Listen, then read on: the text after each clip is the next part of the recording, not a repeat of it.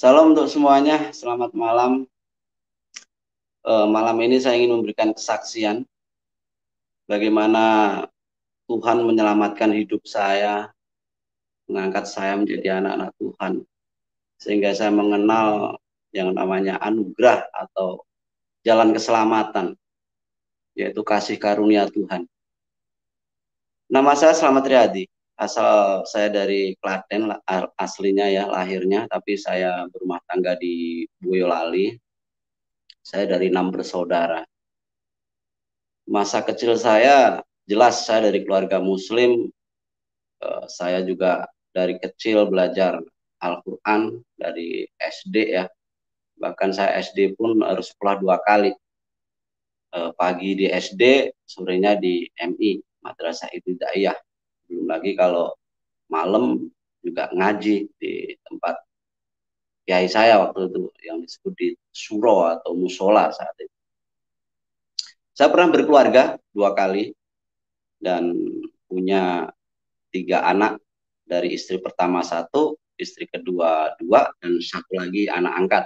Jadi 4 semuanya. Tapi walaupun anak angkat tetap saya anggap anak sendiri. Kisah perjalanan hidup saya waktu itu ya agak unik. Latar belakang saya karena saya dididik dari awal memang Islam seperti yang lain. Namun sejak SMA saya mengalami perubahan. Walaupun masih Islam, tapi agak beda syariatnya. Yaitu saya belajar tentang eh, makrifat atau tasawuf. Di situ juga belajar kanuragan ya, itu ilmu laduni.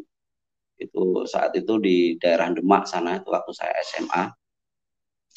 Dari situ saya banyak belajar bagaimana sesungguhnya menjalani hidup waktu itu sebagai seorang muslim. Memang agak berbeda karena ajaran yang saya terima itu kalau orang sekarang boleh dibilang seperti ajaran apa ya? Islam kejawen begitu. Karena dalam makrifat tasawuf ini boleh dibilang kurang apa ya, artinya tidak mempercayai yang disebut dengan syariat atau hadis secara umum begitu. Karena dalam ajaran di sini Islam sesungguhnya waktu masuk ke tanah Jawa, ini cerita kiai saya. Jadi memang dalam Islam tuh ada 3 pedoman, jadi Al-Quran, hadis maupun syirat ya, atau buku-buku karangan para ulama. Jadi di situ lebih fokusnya ajarannya tentang manunggaling kawulo Gusti. Jadi dan sebelum itu harus memahami dulu tentang sangkan paran. Sangkan paran itu sangkan paraning dumadi, artinya bagaimana manusia itu diciptakan oleh Allah, oleh Tuhan. Dan bagaimana manusia itu bisa bersatu dengan Allah. Artinya bersatu di sini bukan seperti Allah terus jadi satu dengan manusia dalam pikiran yang secara manusia kayaknya nggak mungkin seperti itu. Tapi itu semua setelah saya menerima Tuhan dan Roh Kudus buka hati saya, ternyata jawaban itu semua ada di Alkitab. Karena di Al-Quran sendiri sebenarnya sudah diberi isyarat di mana di dalam Taurat dan Injil itu ada petunjuk dan terang di situ. Nah ini kalau saya bicara tentang makrifat tasawuf memang agak panjang. Ya artinya karena itu ajaran dari awal mulanya dari Syekh Siti Jenar. Mungkin banyak orang yang sudah dengar nama itu. Jadi Syekh Siti Jenar ini bagian dari wali. Dan kalau kita bicara silsilahnya banyak sekali itu perbedaan.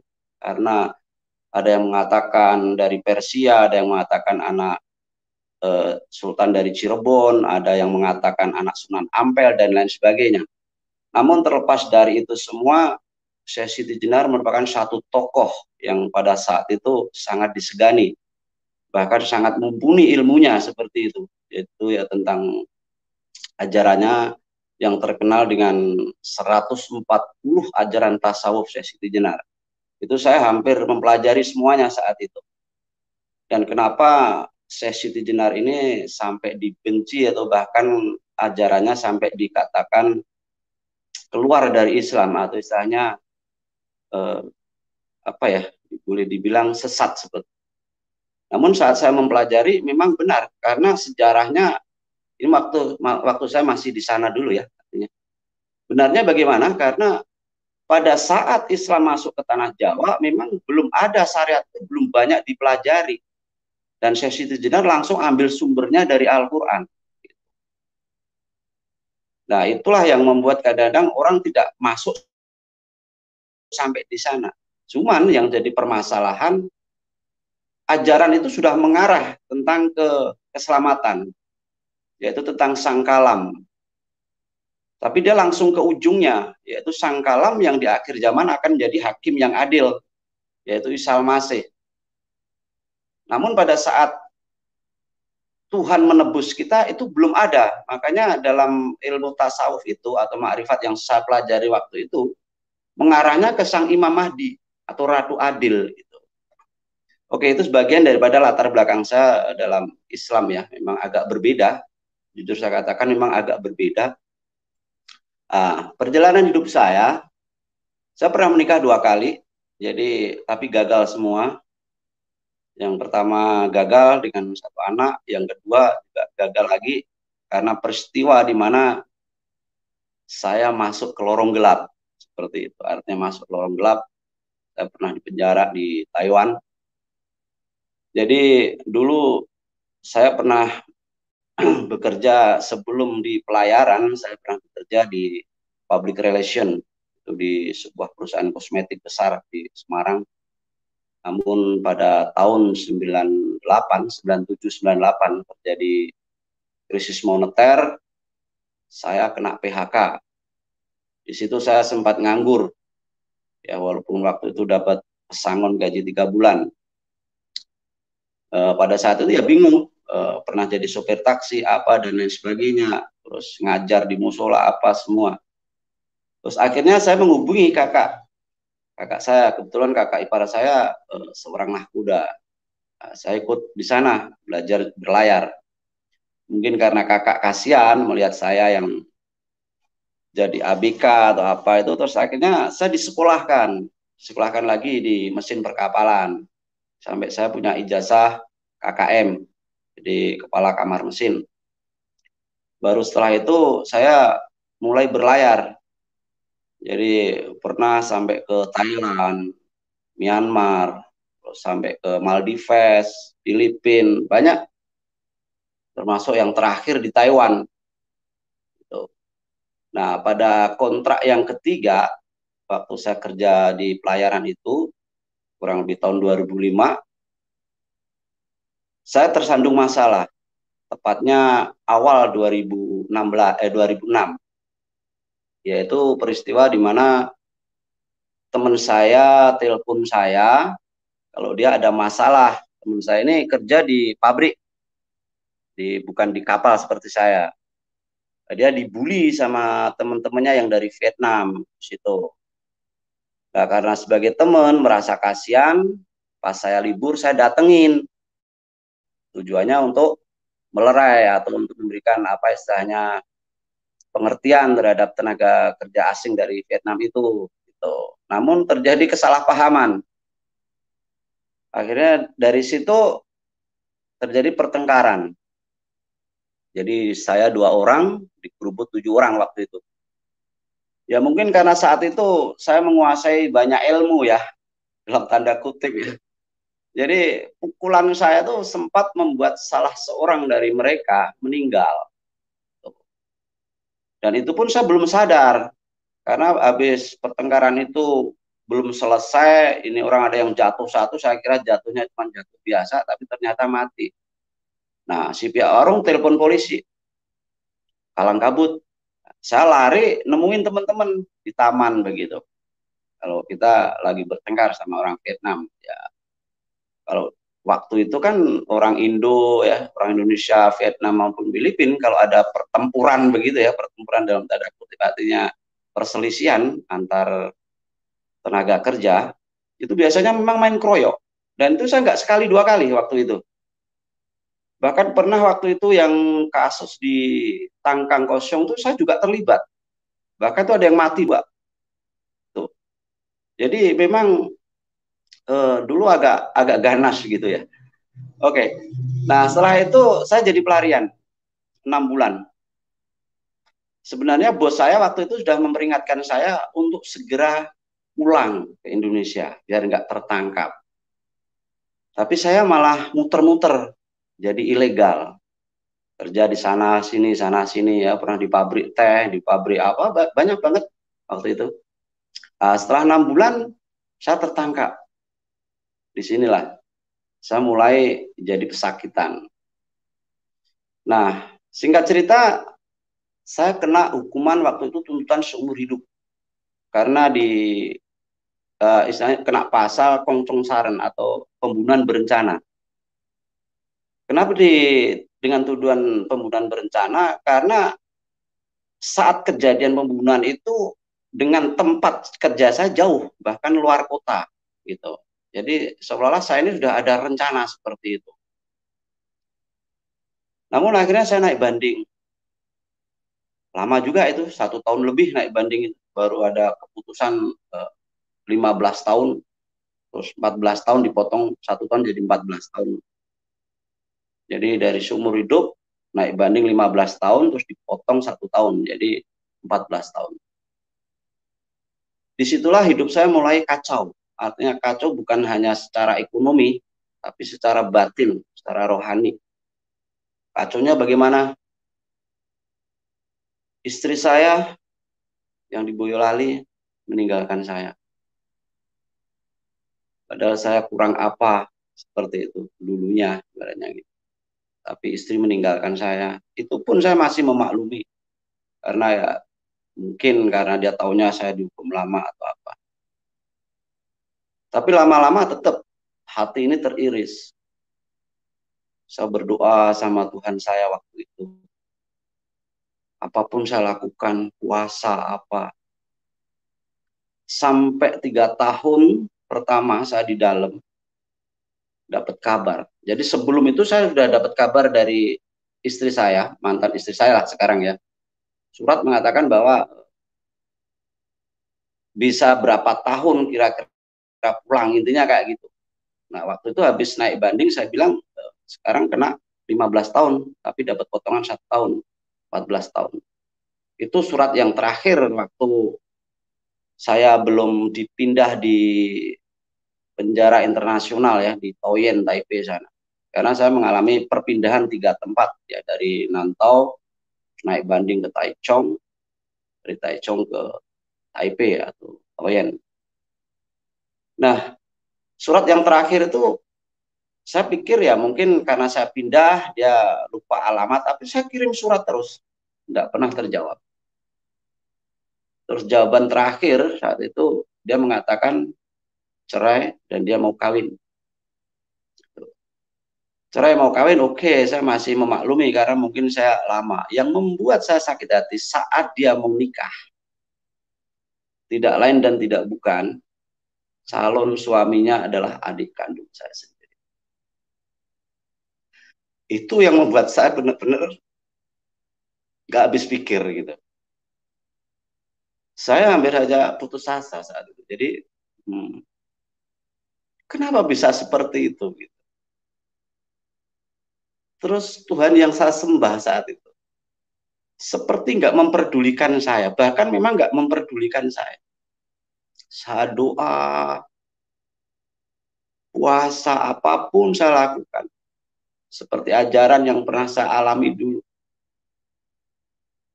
Jadi setelah 3 tahun dalam kehampaan, dalam kesendirian, dapat surat seperti itu. Saat itu saya sudah dipindah di Taoyuan ya, di penjara internasional di Taipei sana. Di situ saya udah nggak karu-karuan dan saya udah banyak masalah di situ. Kalau di sana itu kalau kita itu punya kasus, apalagi kasusnya sebagai saran atau pembunuh, itu ganas, artinya orang pun nggak berani dekat gitu.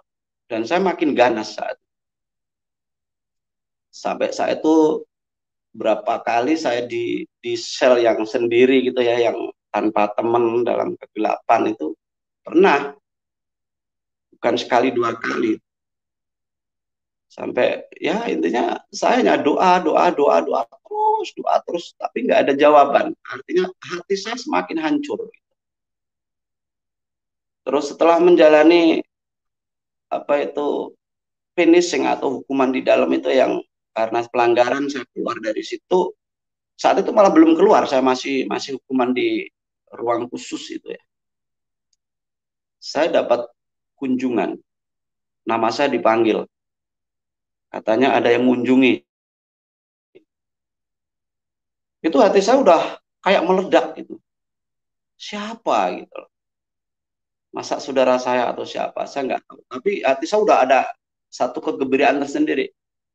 Karena hampir 3 tahun lebih nggak ada yang kunjungin saya, nggak ada yang jenguk saya, saudara apa, surat pun nggak ada masuk ya.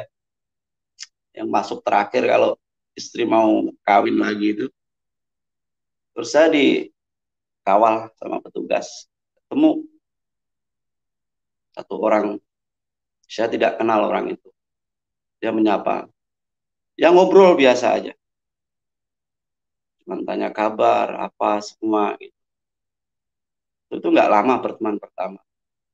Terus dia memberi beberapa bacaan waktu itu, boleh dibilang kayak apa ya, uh, ya ada buku majalah kecil gitu loh, ada cerita ini ya kayak gitu untuk ngisi di dalam gitu. Sebelum beliau pulang, dia ngajak berdoa dan beliau mendoakan saya. Saya sempat kaget karena dalam doa yang terakhir itu dia menyebut dalam nama Tuhan Yesus kami berdoa. Itu pun saya aminkan. Ada kelegaan hati saya saat itu. Ada sukacita yang nggak bisa saya bayangkan. Saat beliau pulang, saya masuk lagi ke dalam. Di ruang khusus lagi, saya belum ditempatkan dengan yang lain. Karena saya habis melakukan itu, pelanggaran. Hati saya menjerit saya, Tuhan, ya Allah yang saya sembah.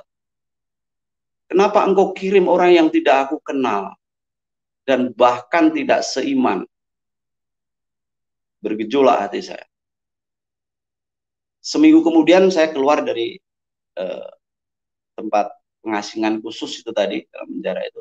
Baru kumpul dengan yang lain. Akhirnya beliau ini sering mengunjungi saya, minimal 2 minggu sekali lah, kadang seminggu sekali, 2 minggu sekali. Ya cuma sekedar ngobrol gitu. Saya dengerin. Yang jelas saya ada sukacita. Artinya saya ada teman Indonesia yang bisa diajak ngobrol. Gitu. Lama-lama saya tahu kalau beliau ini seorang pendeta, hamba Tuhan. Dan dia banyak juga memberikan masukan-masukan rohani. Tapi karena hati saya waktu itu sudah membatu, artinya sudah nggak pakai akal, budi, dan pikiran, jadi ya nggak masuk. Gitu. Makanya saya berharap buat saudara-saudaraku yang ikut melihat kesaksian saya ini, ayolah pakai akal budi kita, pikiran kita untuk dipakai ya, jangan hanya taklik atau apa katanya. Gitu. Selanjutnya beliau ini rutin mengunjungi saya.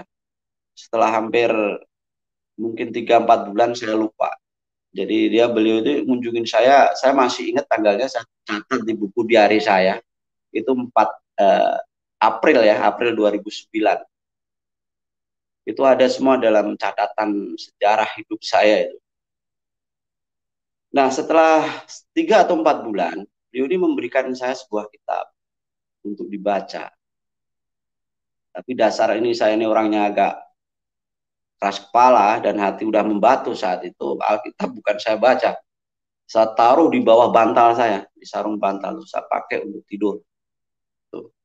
Jadi setiap beliau datang, pasti nanya, baca udah sampai mana? Ya saya bilang, udah baca apa nggak tahu sampai mana, nggak paham. Padahal saya nggak pernah baca. Beliau ngomong lagi. Setahun berikutnya disitulah puncak di mana setelah istri saya tadi bilang cerai mau kawin lagi, nah hampir setahun kemudian dia baru nikah ternyata. Nah, karena apa?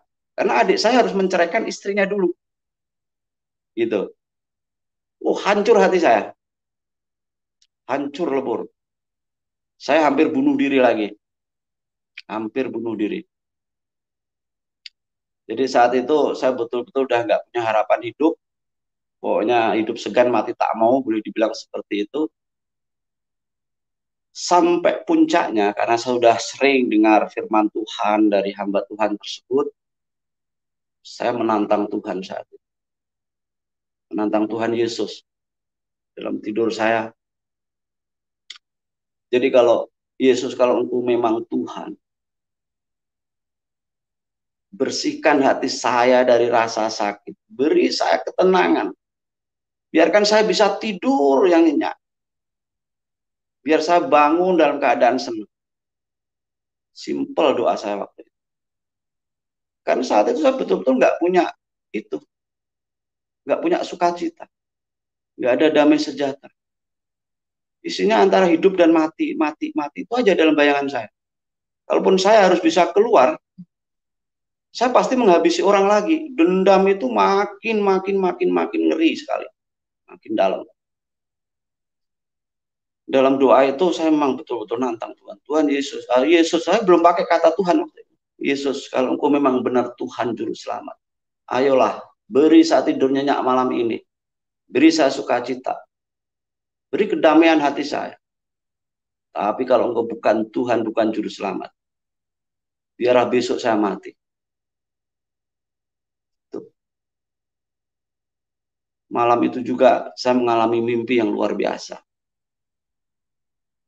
Kalau dalam penjara itu kan tidur dibatasin ya, jamnya ya. Jadi jam 9 itu juga harus sudah tidur. Jadi kalau ada penjaga lewat pasti kita ditok-tok pintu. Tapi saya saat itu ya doa sambil tiduran. Itu bulan Desember lagi saat itu. Masih musim dingin yang luar biasa.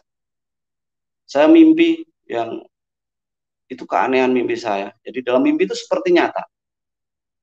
Di mana saya ditarik bayangan hitam yang begitu gelap, besar nggak kelihatan, dan bayangan putih yang begitu besar juga. Saya sampai berkeringat. Itu seperti nyata. Sakit semua badan saya.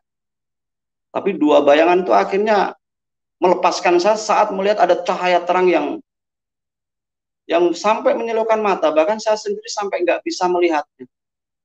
Setelah itu saya tersadar dari itu. Artinya bangun, terbangun. Saya duduk. Karena saya merasa itu bukan mimpi, tapi seperti kenyataan. Terus saya tidur lagi. Saya paksakan untuk tidur lagi. Saya bisa tidur nyenyak.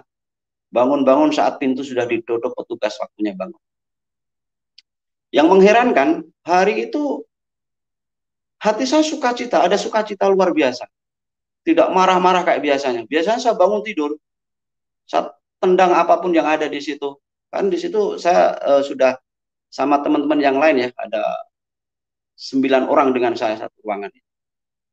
Dan saya paling paling galak di situ karena di antara ruangan itu saya satu-satunya orang yang saren ya, saren itu artinya pembunuh.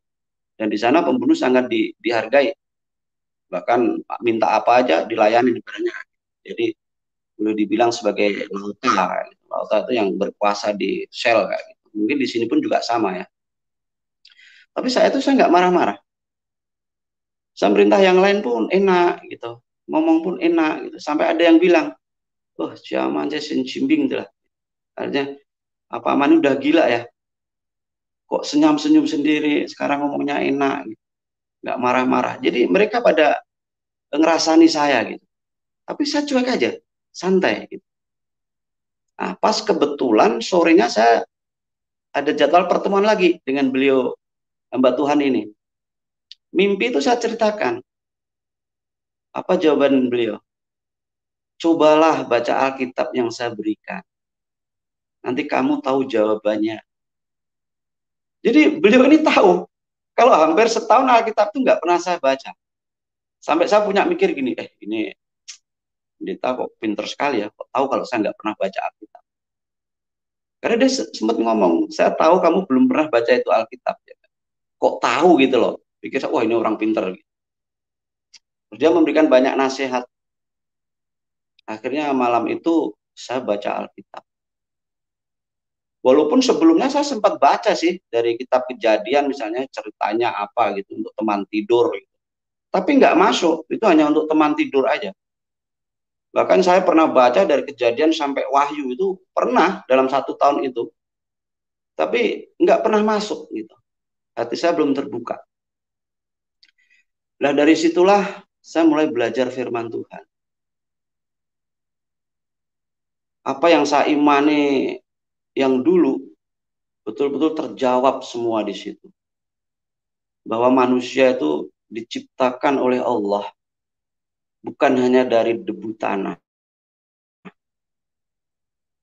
tapi memang ada ruh Allah. Itu yang membuat saya terkejut saat saya memahami tentang bagaimana Allah menciptakan manusia. Itu saya terkejut sekali. Dan yang membuat saya bisa menerima Tuhan saat itu sebenarnya bukan itu. Tapi memang karena tantangan-tantangan saya di mana selama saya di agama yang dulu jawaban-jawaban itu nggak pernah di doa-doa saya itu nggak pernah ada jawaban. Tapi saat saya mengikut sudah mulai percaya, saya mulai baca Alkitab dan itu doa saya simpel waktu itu. Doa saya simpel banget waktu membaca Alkitab itu. Nggak ada yang ngajarin. Saya cuma bilang gini, dulu saya didoktrin bahwa Alkitab itu palsu. Tapi hari ini saya mau baca. Yesus, kalau engkau memang benar Tuhan dan ini firman-Mu, bukalah hatiku, bukalah pikiranku, agar aku mengenal Injil. Saya bilang seperti itu. Tuhan menjawab. Yang membuat saya betul-betul memahami tentang Tuhan itu saat saya baca di Yohanes, Injil Yohanes. Itu saya betul-betul baru sadar bahwa yang saya pelajari dulu itu terjawab di situ tentang sang kalam yang nuzul menjadi manusia, yang adalah Allah itu sendiri. Jadi puncaknya saya menerima Tuhan karena saya betul-betul saat itu doa dengan Tuhan saya yang dulu nggak pernah dijawab. Terus setelah saya percaya Tuhan, doa saya dijawab semua. Setiap apa yang saya katakan Tuhan jawab. Itu betul mukjizat waktu saya di dalam. Walaupun saat itu saya belum dibaptis. Karena saya hampir 3 tahun saya harus mempelajari antara Alkitab dan ilmu saya yang dulu. Perbandingan namanya. Saya sempat menulis sebuah buku, walaupun sampai sekarang belum berani menerbitkan ya. Mungkin gak ada yang berani nerbitin kali. Tapi cukup untuk diri saya sendiri. Termasuk buku-buku diari saya. Jadi dalam hampir 3 tahun itu saya melakukan perbandingan. Mencari siapa itu Isa Al-Masih. Siapa itu Yesus Kristus. Di situ. Akhirnya saya ingin bukti waktu itu. Artinya minta Tuhan itu menjawab doa saya. Satu aja supaya saya bisa menerima Tuhan dengan sungguh hati. Itu juga simple permintaan saya. Tuhan, selama ini aku dalam penjara. Aku nggak mengerti dunia luar. Katanya engkau Tuhan yang ajaib. Yang tidak ada mustahil bagi engkau. Aku pingin Tuhan mengerti dunia luar walaupun tubuhku dalam penjara. Tuhan menjawab saya. Saya dipekerjakan di percetakan. Jadi di penjara itu, di penjara internasional itu ada 18 pabrik. Akhirnya saya bisa dipekerjakan di pabrik. Dan saya ditempatkan di percetakan. Di situ saya mulai banyak kenal. Terus banyak kunjungan teman-teman. Akhirnya ada satu saudara seiman ya, yang waktu itu belum seiman dengan saya, itu menawari saya satu pekerjaan di luar. Bayangkan, ini keajaiban Tuhan, mukjizat Tuhan. Saya ditawarin, mau nggak kamu menulis di majalah saya? Beliau ini seorang editor, majalah terkenal di Taiwan bahasa Indonesia. Jadi majalah Indo Taiwan, Indo Suara itu masih bisa dicek nama saya ada. Jadi nama saya dalam di situ nama pena saya Aman Solo. 4 tahun saya ngisi di rubrik muda. Dan saya juga pernah juara menulis puisi antar migran, tenaga migran. Jadi Indonesia, Thailand, Vietnam maupun Filipina. Saya pernah juara 1. Itu enggak sekali. Belum lagi yang juara harapan. Itu semua nyata. Disitulah saya mikir, jawaban Tuhan betul-betul ada. Dipenuhi. Akhirnya, di situ saya mulai menerima Tuhan Yesus. Karena Tuhan betul-betul ajaib. Tidak ada yang mustahil bagi Tuhan. Tanggal 7 Desember 2012 saya dibaptis. Jadi dari 2009 sampai 2012, bayangkan, tidak mudah. Makanya saya memaklumi kalau saudara-saudara saya yang masih di seberang sulit untuk menerima Tuhan, memang itu wajar. Karena Roh Kudus belum jamah hatinya. Karena dia belum mengalami kasih karunia, dalam arti belum mau membuka hati dan pikirannya dan akal budinya. Itu saya memaklumi. Tapi saya tetap berdoa untuk keluarga saya, saudara saya. Saya sangat mengasihi. Tuhan sangat mengasihi. Itu yang membuat hati saya selalu berdoa untuk itu. Akhirnya saya dapat ini potongan ya. Jadi ini juga mujizat Tuhan. Harusnya saya menjalani 14 tahun, tapi saya hanya menjalani 6 tahun 9 bulan. Ini tidak mudah. Artinya sesuatu yang mustahil sebenarnya buat saya. Tapi karena anugerah Tuhan, saya banyak dapat remisi, dapat potongan-potongan hukuman. Karena nama saya waktu itu sebagai napi, baik. Artinya saya setelah mengenal Tuhan itu, saya nggak pernah melakukan pelanggaran. Saya nggak pernah melakukan pelanggaran. Saya nurut. Dan saya dipercaya untuk mimpin orang-orang Indonesia di sana. Banyak waktu itu, ada 60 lebih, kalau nggak salah 68. Banyak. Dan puji Tuhan setelah saya dibaptis waktu itu, saya bisa mentobatkan 4 orang di sana, orang Indonesia. Itu awal saya mengabarkan Injil.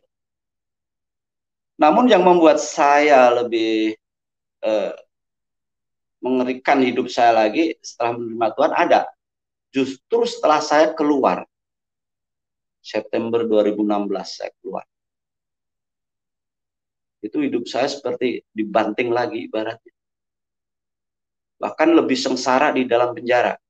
Boleh dibilang secara batin. Gimana tidak? Saya pulang tidak punya rumah. Karena istri sudah menikah dengan orang lain. Yaitu adik kandung saya sendiri. Saya pulang waktu itu ke rumah kakak di Bali. 1 minggu. Saya ingin menenangkan hati sebelum menemui anak-anak.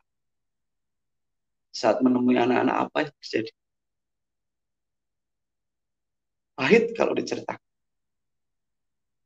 Tapi saya mengampuni mereka. 1 tahun saya mengalami goncangan hidup yang luar biasa. Cari kerja susah. Saya tidak punya komunitas.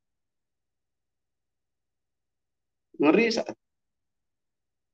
Selalu dicibir sana sini. Bahkan dapat ancaman banyak karena saya sudah terima Tuhan. Itu. Bahkan saya di gereja pun untuk minta pertolongan. Orang mencurigai saya. Karena apa? Waktu saya pulang, yang saya urus pertama KTP. Waktu saya mendaftarkan untuk bikin KTP baru. Waktu itu kan saya hanya punya satu identitas, yaitu SPLP.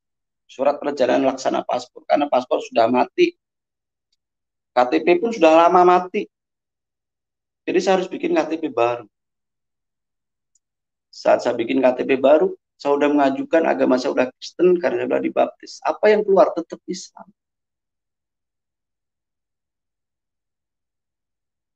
Saya balik lagi ke kecamatan untuk ganti status agama. Tapi saya malah dicaci maki. Akhirnya saya terima, ya sudah. Saya berusaha mulai cari kerja. Karena udah punya KTP, saya yakin bisa cari kerja. Tapi apa? Susah. Nggak tahu harus kemana. Semua serba berubah saat itu. Sekian tahun saya di dalam, pulang semua serba berubah. Jalan pun saya sudah bingung. Banyak yang berubah. Apalagi rumah, kantor, apa, banyak berubah. Saya hampir seperti gelandangan. Karena saya kalau tidur di masjid nggak mungkin. Sudah saya meninggalkan itu kan, tetap saya cari gereja. Ya memang ada yang terima. Sehari 2 hari. Tapi tetap saat itu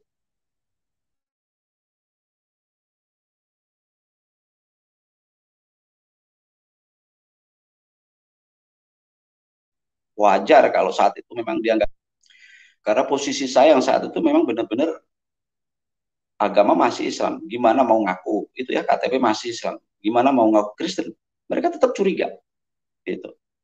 Jadi 1 tahun itu saya lari sana lari sini kembali lagi ke Bali saat itu. Pernah saya ngabdi di gereja juga di KY saat itu. Tetap hanya seminggu. Setelah itu ya dengan halus saya disuruh balik. Memang dikasih ongkos. Alasannya memang nggak ada tempat kerja di situ karena sudah ada pelayannya masing-masing. Baru saya ketemu hamba Tuhan di Tangerang. Disitulah saya baru merasakan istilahnya itu sesuatu yang boleh dibilang dihargai sebagai manusia. Jadi dalam masa 1 tahun itu saya betul-betul bukan seperti manusia, tapi saya tetap mengandalkan Tuhan Yesus. Karena Tuhan Yesus bilang bahwa orang yang sudah terima Dia tidak akan dibiarkan seperti yatim piatu. Saya tetap mengandalkan Tuhan. Karena itu bagian dari salib yang harus saya pikul. Karena Tuhan sendiri udah ngomong, untuk mengikut Tuhan tidak hanya mendapatkan anugerah yang berupa materi atau apa, tapi juga harus siap mikul salib. Di situ. Nah, dari Tangerang di sinilah saya mulai belajar di sebuah semacam yayasan untuk menampung murtadin. Saya belajar Islamologi lagi, saya bisa bekerja sebagai supir apa semua di situ. Di situ saya mulai menekuni lagi firman Tuhan. Sampai akhirnya tahun 2018 saya belajar lagi Alkitab, terus ikut diklat kependetaan. Satu mujizat yang Tuhan berikan pada saya, artinya satu apa ya, pertolongan Tuhan yang nyata, bukan hanya saat saya sakit atau apa, tapi saat saya sudah mulai jadi penginjilan. Itu belum lama peristiwa itu, sekitar tahun 2019 akhir. Itu saya udah ikut bergabung di penginjilan di CPMI di Tangerang itu. Dan saya bagian untuk wilayah sini, saya sudah memuridkan banyak waktu itu dan harus ada pemuritan. Ini kisahnya di daerah Selo, Cepogo, Boyolali. Di situ saya sudah memuridkan 6 keluarga. Itu yang sudah disibgoh, artinya sudah dibaptis. Dan masih banyak saudara di situ. Nah itu setiap 2 minggu sekali saya mengadakan pertemuan atau pengajian. Kalau orang tanah bilang. Tapi sebenarnya adalah pemuritan. Karena saya bergerak di bidang penginjilan di bidang kontekstual, jadi saya harus memberikan pengertian pada mereka bagaimana beragama itu artinya apa tujuan agama itu intinya seperti itu. Sampai mereka bisa mengenal Tuhan Yesus atau Isa Al-Masih, junjungan yang ilahi. Nah, karena semakin komunitas semakin besar di situ, orang-orang mulai curiga. Kampung situ mulai curiga. Kami sempat digropyok di situ. Cuman saat tausiah itu atau saat penginjilan itu, pemuritan itu, memang di situ ada Al-Quran dan Injil. Di situ. Nah, karena saat di Gropio itu ya sedikit banyak dapat informasi, kok rame-rame ada apa. Kan ada yang dengar rame-rame gitu. Akhirnya Injil semua disimpan. Masukin tas atau yang ada Al-Quran di atas itu. Jadi saat di Gropio masuk itu, ya saya sebagai manusia yang masih bersalur daging pasti takut. Tapi saya doa, Tuhan, ini semua adalah amanatmu untuk mengabarkan kabar baik. Engkau pasti nggak akan mempermalukan hamba. Seperti itu doa saya waktu itu. pasrah aja sama Tuhan Yesus. Wah, nutup. Tapi saat mereka melihat Al-Quran apa, terus saya dipegang saat itu. Ini orangnya kayak gitu. Terus KTP saya dibuka dompet saya. Saat dia baca, loh, agamanya Islam. Ternyata ada hikmah di belakangnya. Jadi saat saya waktu dulu ngurus KTP masih beragama Islam, ternyata di situ ada satu rencana Tuhan. Itu salah satu mujizat. Saat itu udah hampir boleh dibilang sebagai manusia pastilah. Ini pasti saya digebukin gitu aja. Namun justru dari peristiwa itulah banyak mereka yang akhirnya mengerti. Karena saya penginjilan dengan cara kontekstual, otomatis yang saya ceritakan tentang hal-hal yang mereka ketahui dulu sebagai jembatan. Jadi itu yang banyak saya rasakan waktu itu di situ. Terus yang terakhir, katakanlah setelah saya mulai penginjilan, saya ketemu banyak saudara-saudara di misi. Terutama saya bisa menghubungi lagi mentor-mentor saya yang waktu saya masih di dalam dulu. Saat itu sempat putus hubungan. Karena saya orangnya jujur, saya katakan saya gaptek saat itu. Saya hampir 2 tahun pulang Indonesia itu belum punya HP yang namanya Android. Masih punya HP jadul. Bisanya cuma telepon sama SMS. Jadi maka sampai sekarang saya tuh mohon maaf agak bego gitu dalam hal teknologi ya. Baru 2 tahun terakhir ini saya dapat ya istilahnya berkat Tuhan bisa mengenal HP Android, itu masih banyak belajar dengan teman-teman saya untuk belajar gitu. Nah, setelah saya pelayanan di Tangerang, terus saya ketemu lagi teman-teman yang lain, dan saya bisa menghubungi mentor-mentor saya, ini baru ada harapan dalam arti jawaban saya didengar Tuhan. Terus pelayanan saya mulai aktif, artinya kemana saya harus melangkah. Jujur karena saya saat itu betul-betul nggak tahu, saya nggak punya komunitas, saya ibadah aja pindah tempat, pindah gereja, pindah tempat, pindah gereja, nggak punya. Jadi saya pernah GKJ, pernah GKK, pernah GBI, pernah GKY, dan sekarang saya di dia, Gereja Isa Al-Masih. Tapi bagi saya itu nggak masalah, yang penting saya bisa memuji Tuhan.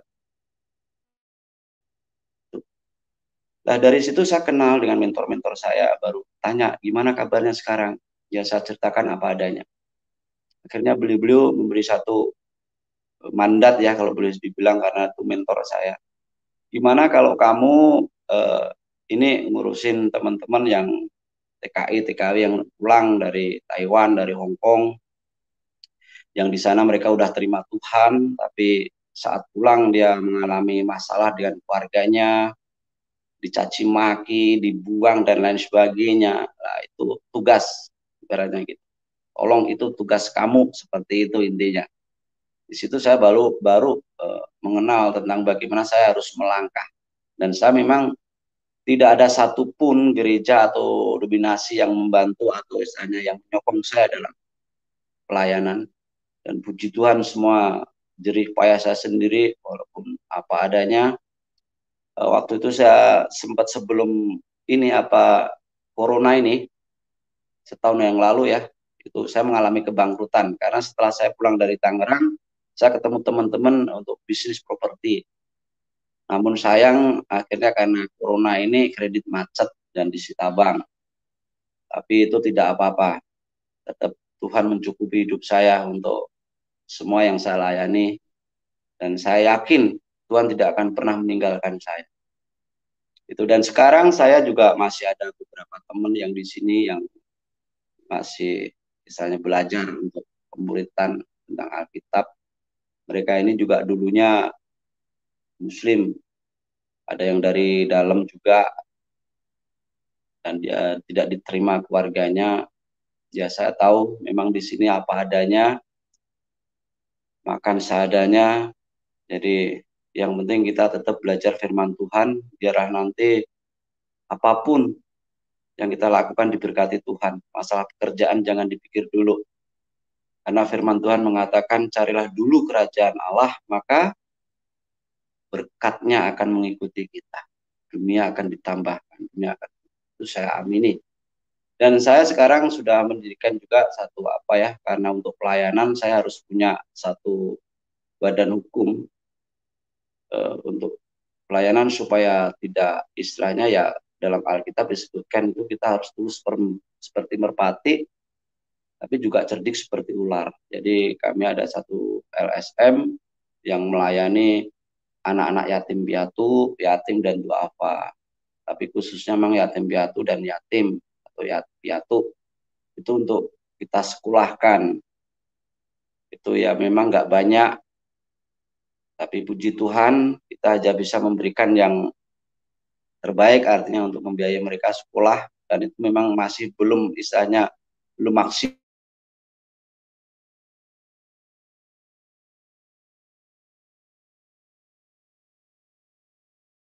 kan itu yang bisa saya kurang lebih itu kesaksian saya kiranya bisa menjadi berkat untuk saudara-saudara saya juga semua yang menonton ini. Ayolah kita pakai akal budi kita, pikiran kita. Jadi ibaratnya kalau kita ingin mengenal keselamatan atau ingin punya ilmu, ini guru saya yang dulu masih saya ingat nasihatnya. Kalau kamu mau belajar, ibaratnya gelas, buang dulu tuh isinya, biar biar masuk ilmu itu. Setelah itu kamu saring mana yang benar, mana yang salah. Jadi saya berharap saudara-saudara saya, ayo belajar. Buka, ini zamannya lebih maju, artinya bisa semua bisa dicari, bisa dibuka, bisa dibelajarin gitu. Jangan hanya katanya, jangan apa istilahnya itu fanatik atau kefanatikan yang tidak membawa kita ke keselamatan. Pesan saya hanya satu, agama tidak menyelamatkan. Yang menyelamatkan adalah Tuhan. Ini saya tidak menghina saudara-saudara saya yang masih di Muslim. Ya, ingat sejarah mencatat kalau kita mau belajar. Sebelum adanya hadis maupun syirat, Al-Quran itu sebenarnya sudah memberikan warning atau peringatan. Itu ada ayat. Ya. Cuman karena sudah mengalami evolusi atau perubahan, mohon maaf ini bukan saya nuduh, ini yang saya pelajari. Ya. Jadi ayolah kita belajar supaya kita mengenal keselamatan. Jangan hanya fanatik tentang agama, ya, tapi carilah keselamatan itu. Dan keselamatan tidak ada lain kecuali dalam nama Tuhan Yesus. Dia sang kalam yang nuzul menjadi manusia. Itu karena besarnya kasih Allah kepada kita. Sehingga dia mengaruniakan anaknya yang tunggal. Sang kalam itu sendiri. Mungkin memang sulit untuk kita pelajari dalam arti kita terima bagaimana kita menyembah tiga pribadi di dalam keesaan.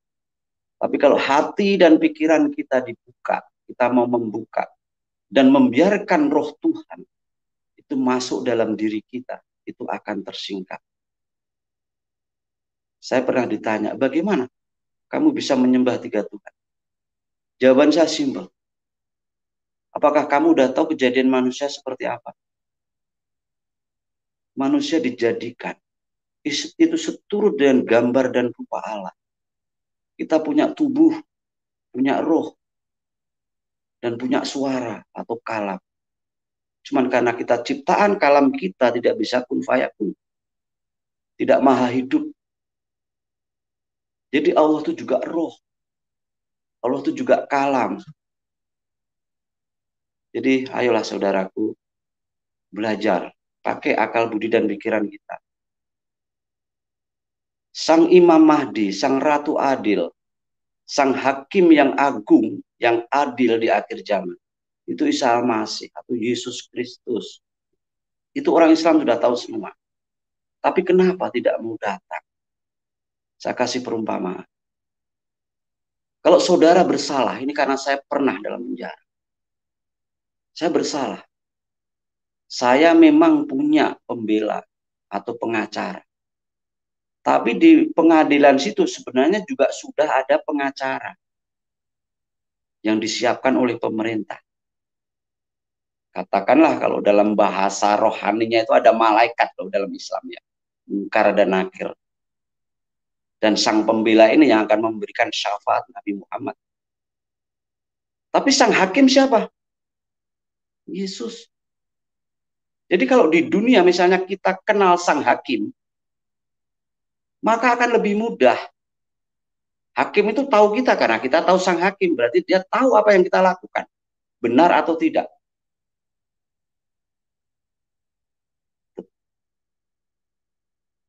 Satu lagi. Manusia itu semua berdosa. Amal perbuatan kita itu seperti kain kotor. Orang yang berdosa, baik di Al-Quran maupun di Alkitab, bahwa semua larinya ke maut. Itulah upah dosa, maut. Tapi kasih karunia hanya ada di dalam. Makanya Tuhan sampai menebus kita di atas kayu salib itu menggantikan dosa-dosa kita. Kita tinggal mau terima.